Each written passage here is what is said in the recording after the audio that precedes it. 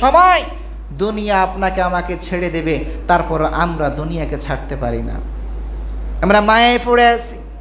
কারণ হলো দুনিয়া একটা ছলনাময় পরীক্ষাগার, ছলনাময় ভোগস্থল, এবং এটা একটা পরীক্ষাগার।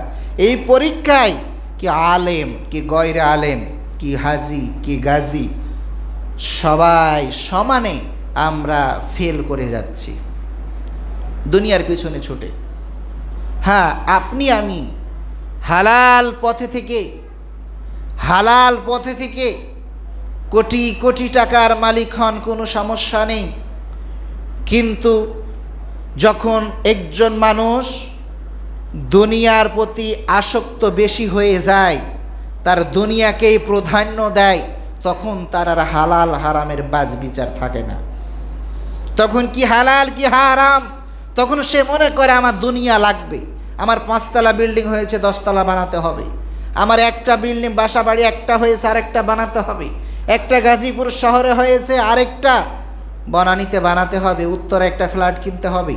এই প্রতিযোগিতা এবং দুনিয়ার প্রতি যখন বেশি আমরা আকর্ষিত হয়ে যাব, তখন দেখা যায় যে তখন আর হালাল হারামে তোয়াক্কা করা যায় না। বিশ্বনবী সাল্লাল্লাহু আলাইহি ওয়াসাল্লাম বলছেন, এই দুনিয়া কি? এই দুনিয়ার যদি মহান রবের কাছে একটা মশা 2-4 কেজি ওজন মনে হয় না, হবে তো নাকি? 1 গ্রাম হবে ওজন? 1 গ্রামও হবে না। আচ্ছা, এই মশাটার পার্শ্বপাতি কয়েকটা ভাগ করেন, হাত পা, মানে ডানা পাখনা, তার বডি, এগুলো ভাগ করেন। এই ভাগ করে রাসূল বলছেন একটা মশার ডানা তো 2টা ছাড়া উড়া যায় না, 2টা ডানা থাকে, এই 2টারও দরকার নেই। রাসূল বলছেন আল্লাহ তাআলার কাছে এই একটা মশার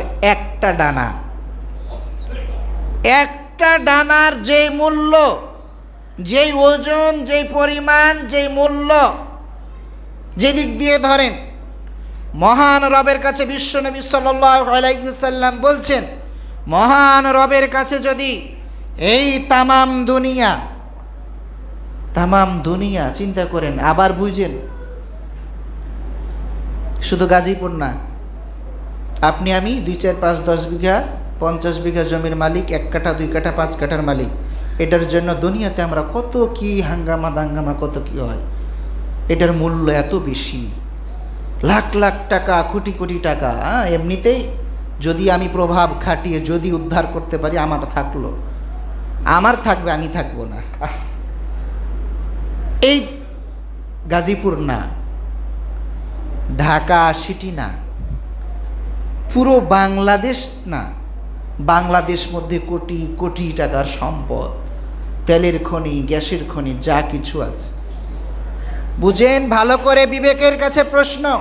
কথাটা আমি বেশি দূর ঘুরাইয়া নিয়ে আসতেছি যাতে করে আত্মসমালোচনা হয়। এই জন্য শুধু বাংলাদেশে যত অর্থ রয়েছে, তেলের খনি, গ্যাসের খনি, যা কিছু আছে, এর বাইরেও বাংলাদেশের সাথে পৃথিবীর যতগুলো দেশ আছে, প্রত্যেকটা দেশকে একসাথে করেন, ভারতে যত সম্পদ আছে, ভারত বাংলাদেশের মতো 29টা দেশকে জোড়া দিলে যত বড় হবে, ভারত একাই অত বড় দেশ।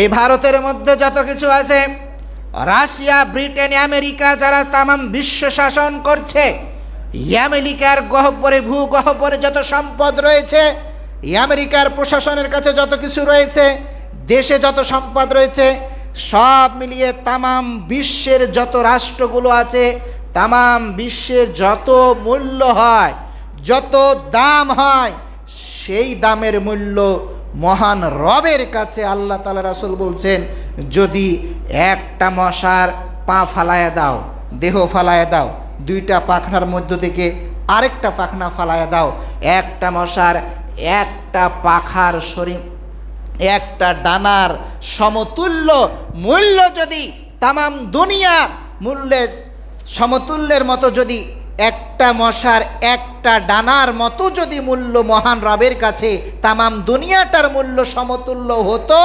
তাহলে আল্লাহ তাআলা আকাশের নিচে জমিনের উপরে কোনো কাফের বেঈমান মুনাফিক মুশরিককে এক গ্লাস পানি পান করতে আল্লাহ তাআলা দিতেন না। সুবহানাল্লাহ। তার মানে একটা মশার ডানার যেই মূল্য, ততটুকু মূল্য এই পৃথিবীর মূল্য আমার আল্লাহর কাছে নাই।